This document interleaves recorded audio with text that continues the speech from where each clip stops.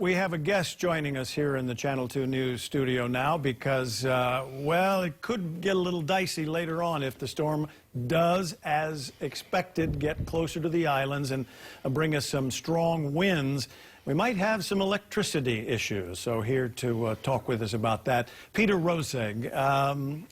Worst case scenario is the thing barrels right into us head on with the strongest winds, then we're going to have power outages. We're going to have power outages. I hate to say it, I would hope to be wrong, but I can virtually guarantee there will be some outages given the way this storm is moving close to us and the strength we've got.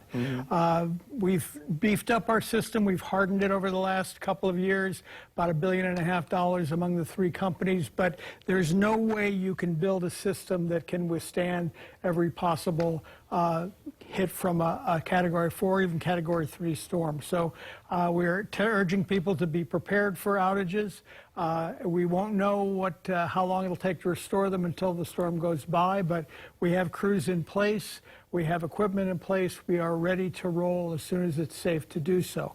But in the meanwhile, people should take some normal precautions. You've been talking about them.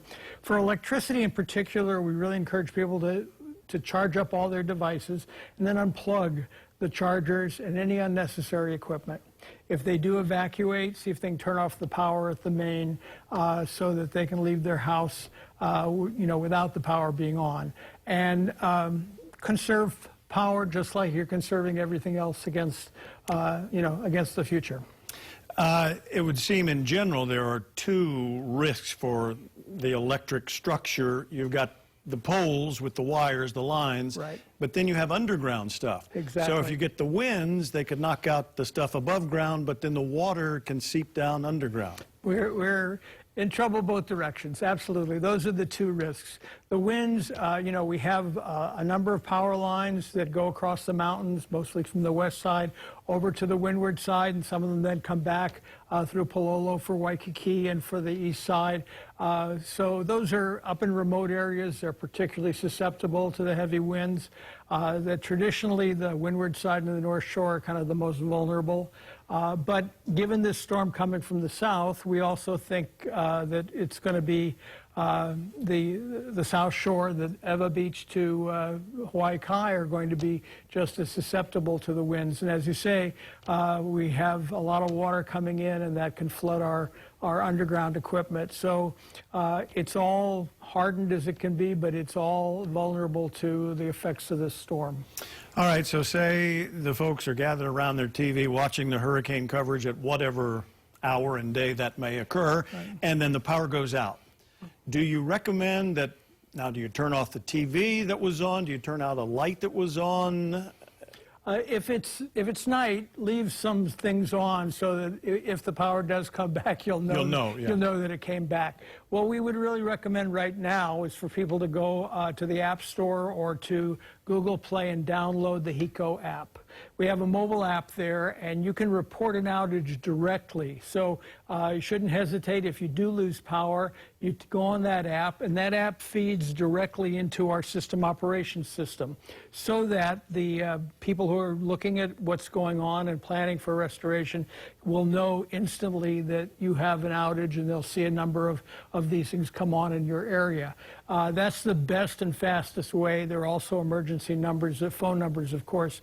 And so you shouldn't hesitate. If you do have an outage, report it to us. We'd rather know. We probably do know, but we'd rather get the word that it's out, and then we can plan how we're going to roll out the trucks and so forth as soon as it's safe. We're not going to do anything until we're sure our crews are going to be safe. People are going to be safe. So that's important to understand. We can't jeopardize, it would jeopardize everybody to jeopardize our own crews and our own equipment, of course. But as soon as we possibly can, and these guys, these men and women who do the line work and do the repair work are incredibly brave and incredibly, gung-ho about their job. So we're going to be out there as soon as we can. As on all islands, we're awaiting the arrival of these tropical storm force winds and possibly higher, hopefully not, and some heavy rain. Is there any issue or issues that you in particular would like to address to our residents here in this state about Just anything that might be on your mind about that? Sure. The main thing, as I said, is if you can, download the app right now. If you can, go online. We have emergency preparedness material on HECO.com, HawaiianElectric.com, MauiElectric.com, HawaiiElectricLight.com, any of our companies. We have it in about 5 languages, one of which I speak myself, but Chinese, Japanese, Ilocano, and take a look. If you can download it, or if you can print it out.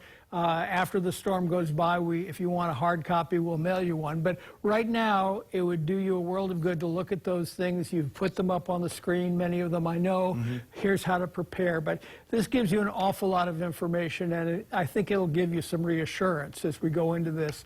We're not beginners at this in the electric company. We've been planning for it. We drilled for it. A couple of years ago, we increased our staff training requirements so that even the people that are the accountants and researchers are now part of the incident management team, and they have jobs that they do. They can come in and support us on social media, or they can come in and support us in the people that are all over at Ward Avenue right now, buckling up for this storm. So we've done, and we did a virtual rollout for Hector just a couple of weeks ago. I think the main thing I would tell people is, you've got to take care of yourself. You've got to prepare, and you've got to be ready to take care of yourself and your family. You've got to prepare for outages and be as patient as you possibly can be after it's over. But download the app, download the information, do what it tells you. We've gone right up to the edge a number of times, and I just hope that isn't making people complacent.